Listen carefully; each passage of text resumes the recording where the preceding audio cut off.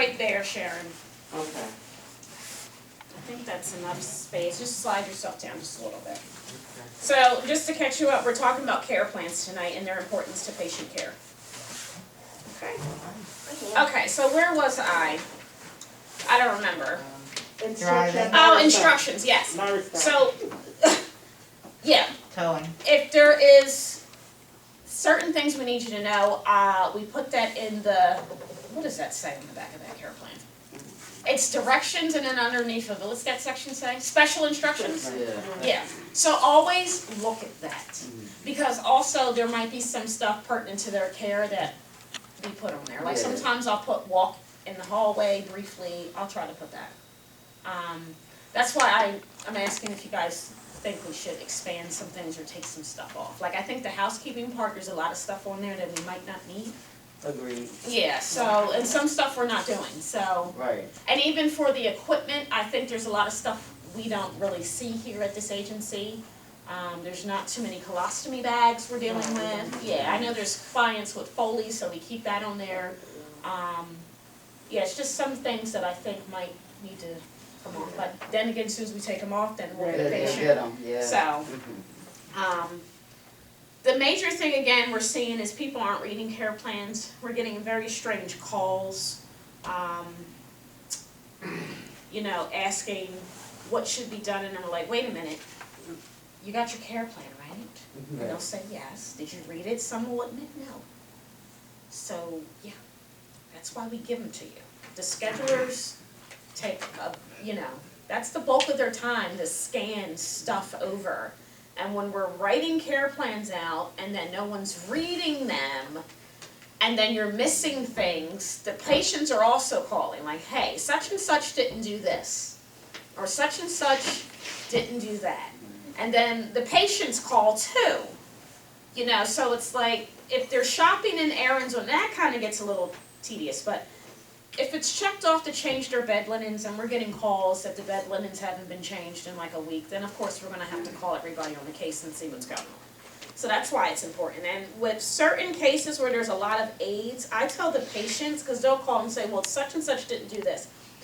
You also have an obligation to your own care that if you have 4 or 5 different aides, you should also split stuff up. Don't wait until Charmaine comes in and and only give her this. Or don't wait until Janelle comes, you know, it's going to get to be annoying. And there are some patients that are more partial to the way somebody does their laundry. But I always say, if you're going to pile one task on one aide, the aide's going to walk out the door.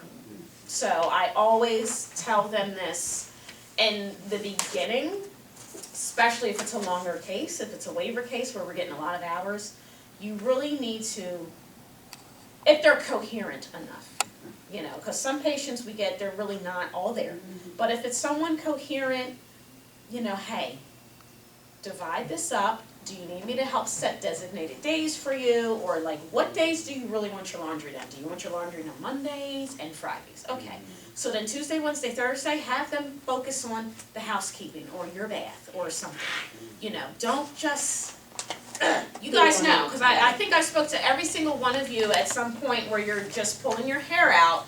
Like, as soon as I'm coming in, there's stuff on the floor. Trash is not empty. That's another big thing. Trash is becoming a pain with some of the clients, and I know like some of them will sit their dishes in the sink for days knowing, hey, I'm not doing this, I have my aide coming tomorrow. And I always tell them, if you're going to do that, you're also going to run the risk of frustrating your staff. Sometimes a family member, if they live with them. Oh yes, that's another problem. Yeah, the family members, well, we had an incident today. We had a client that was in the hospital and the aide got there.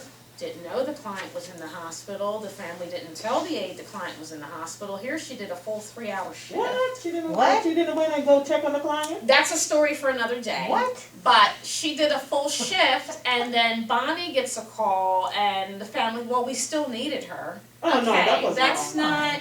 Yeah, that was Yeah, wrong. so we still have to now figure out why didn't the aide say, hey, be about an hour into the shift. Where's Mr. Such and such, you know? No, but So we have to figure that out, because did they elude her to think he was still there? See, families try to pull fast ones just like, say you sleeping like the in bed, patients. anybody yeah, disturbed. so, That was wrong. yeah, that is wrong, and it's, people It are happens. slick. Mhm. No, but that's me. So I printed out some stuff. I'm gonna read, so I don't think I printed this out for you guys. I'm just gonna read just, how important is a care plan? Because not just nurses and aides use care plans. There's psychiatrists that have care plans. My aunt is a retired child psychologist. She used to do care plans. Counselors use care plans. Psych patients have care plans. So I'm just gonna just quickly read what's something I thought was interesting.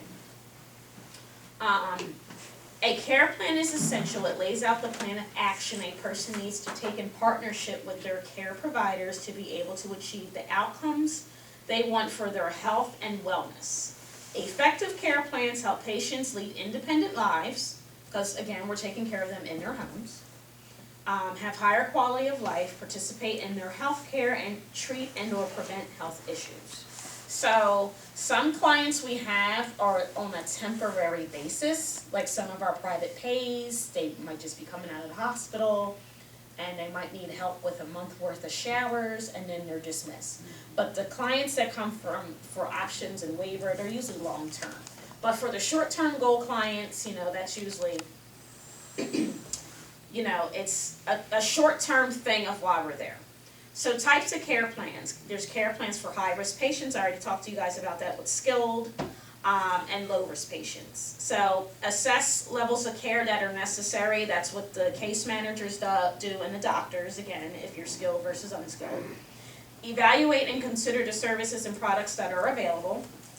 A lot of that has to do with the stuff they need when they go home from the hospital, or if they're coming home from a nursing home. Because we've had clients here that are coming home from the nursing home, and then they're put on waiver or options. So their equipment and stuff before they get in the home should always be arriving before they get in the home. I know of cases where it doesn't show up to the day you're there, and then you have all these people in the house, and it's a mess.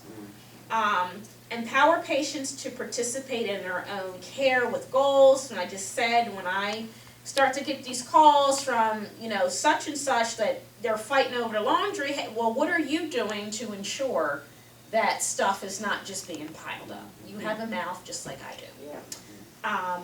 Improve the quality of care, improve outcomes, improve patient engagement, improve patient satisfaction. What a care plan includes. The best care plans are goal-oriented and are written in common language so that they can be easily understood by all parties. You guys have any issues with our care plans? They're pretty cut and dry? Okay. They also leave room for flexibility and change, of course. Care plans typically include ongoing and sequential approach, as well as measurement tactics that will be used to determine the effectiveness of the plan and the indicators that allude to when the plan needs to be changed. That has to do with the case managers. When they go out and assess, they also assess the clients every 6 months. So I might get an email. Actually, I got an email today. I got an email today from one of the case managers. She's going out tomorrow to see one of our clients, and she asked, do we feel that the care she's getting should be changed, or is she on the same level as she was? And I wrote back, she's doing great, but I still think she needs help with X, Y, and Z, or I've noticed X, Y, and Z. Like I got out to a client on Tuesday, her memory's starting to go. So I emailed the case manager, hey, just as a heads up, the family is scheduling an appointment with a neurologist because her memory is starting to go. And usually with memory, it's short term with the elderly population. So those are the type of things we communicate.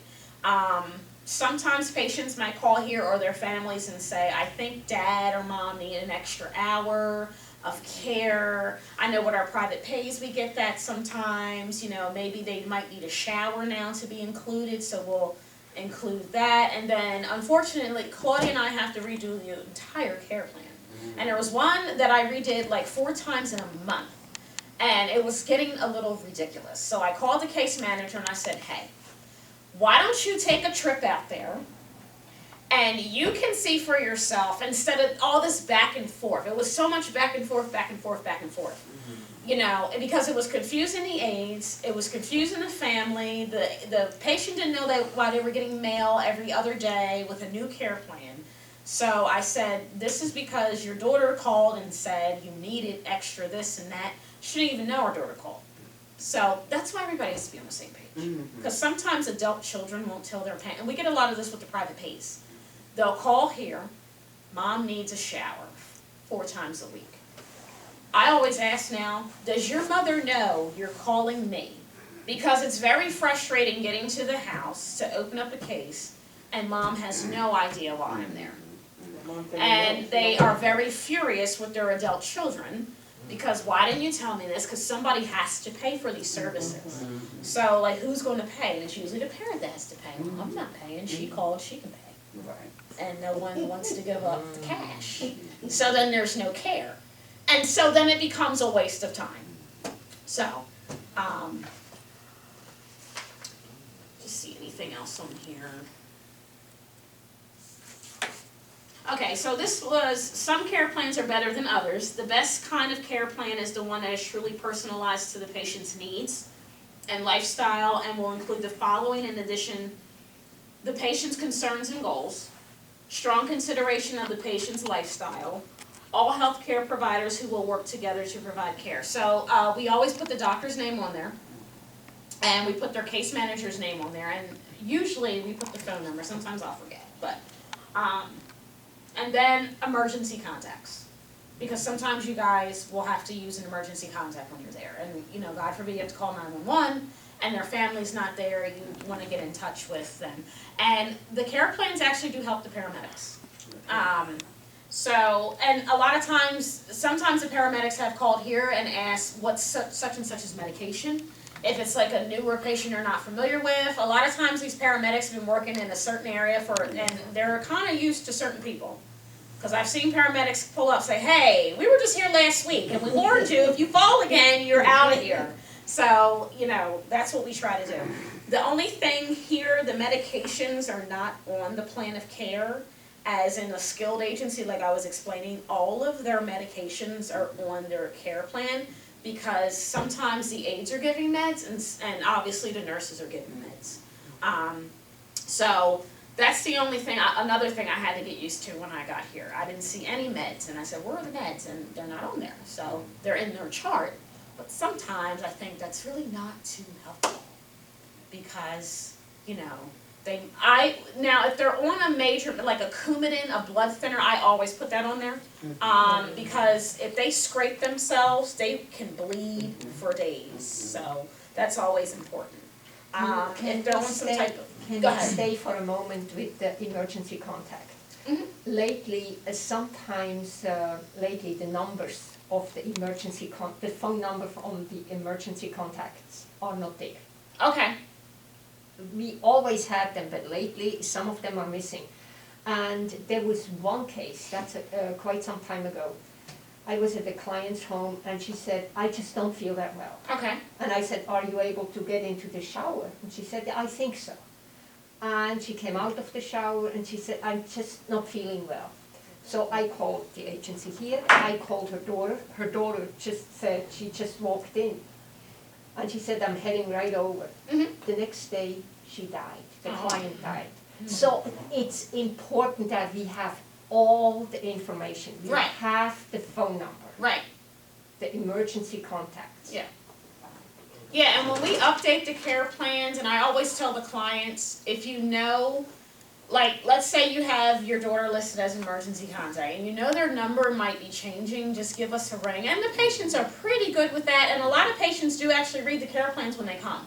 I've had patients call and say, hey, I'm not seeing that doctor anymore, or that doctor's phone number has changed, so some of them are pretty good with reading their own plans of care, because some of the patients are actually pretty involved in their own care, as is their family. So, but you know, we have the stragglers, and that's just across the run. I think people get complacent, and they're used to somebody coming to take care of their mom or themselves. So again, back to the dishes. If they know someone's coming tomorrow, they're not throwing the dishes in the dishwasher. They're gonna leave them right in the sink for you. And I always try to discourage that because that upsets people. Yeah. And Especially when I'm you not a walk fan of through the doing door. dishes. So I would not want to walk into another person's house, especially someone that doesn't scrape the food off the plates. And they stick it in the dishwasher. Yeah. And that's No. a pet peeve. Especially And all the water in the sink Especially with the eggs. dishes. Oh, that's yeah. sitting That's for gross. days. Yeah. Yeah, that's In the really gross. summer. Yeah. Or walk into the house. I'm sure we have lots of stories, because I could go on for, that could be a whole nother in-service. Yes. So let me just see, I printed something else, so I just want to see if there's anything Do we else. have it? Now, this one I just kind of made bullet points for my own. Oh, okay.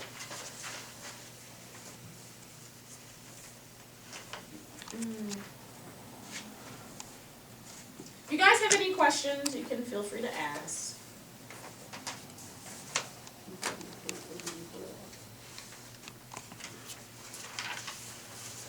No. Okay, this just says, and this is more about the patients with heavy duty medications. Do you guys have any questions?